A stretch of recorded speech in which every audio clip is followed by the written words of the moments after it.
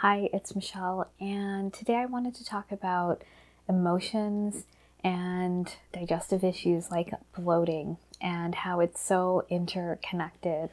And I know, especially if you are an emotional eater, this is sort of a double whammy with the emotions and the digestive issues. And so sometimes we think that our emotions, they live outside of us, they're up in the air, but this could not be further from the truth. Whenever we feel more of, I want to say, like a lower emotion like sadness or anger or grief, those uncomfortable emotions, they actually produce stress in our body.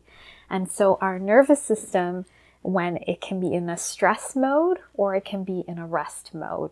And its stress can be fight or flight, and rest is rest and digest. And here is where we have digestion.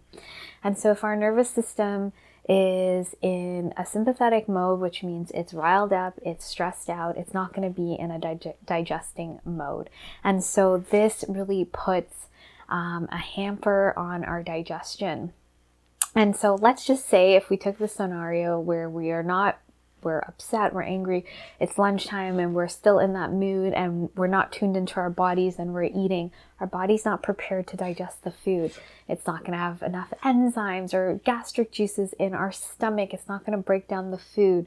And we're going to most likely feel more heavy after a meal, more bloated, more full, and like this meal is taking forever to digest. And, what's happening is that our body wasn't prepared to digest the food.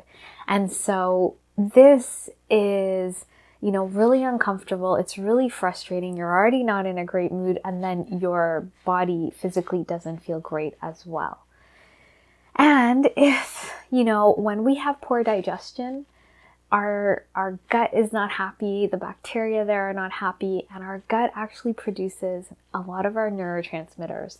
So serotonin, which is the happy neurotransmitter, is about 90 to 95% produced in the gut.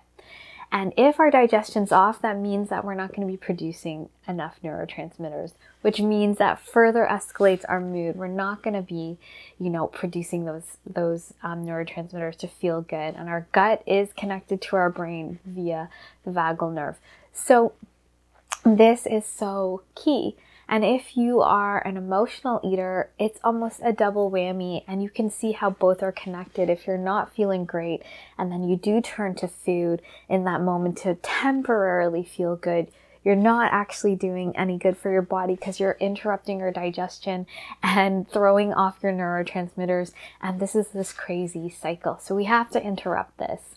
And so typically, the more in tune with your body you are and noticing hunger cues, the better you are going to be at recognizing you're in an emotional state. And your first priority is to kind of process that emotion, be with it, write it out, journal. If it is something harder to process, going deeper into the body or working with a practitioner to help clear out whatever emotions or stress that are under that. And then really tuning into the body to see if you're truly hungry and figuring out, feeling physically if you are having a hunger cue, and then having your food and making sure that you're in a calm environment and that you're able to digest the food and eat it slowly and really process it. And that'll eliminate a lot of the digestive issues. Sometimes we just think we eat and we fill our belly, or we think something and that's out in outer space, but everything's so interconnected. And the more connected to our bodies and our emotions we can get, the easier it's going to be for us and more effortless. We're going to start noticing what needs to shift in our life and what changes we need to make. If you need help with this, feel free to reach out. So if you feel like you need additional support, leave a comment and get in touch. And if this is helpful for someone else in your life, please be sure to share it. And I look forward to sharing more with you. And if you haven't subscribed, please do. And I will talk to you soon. Have a great day.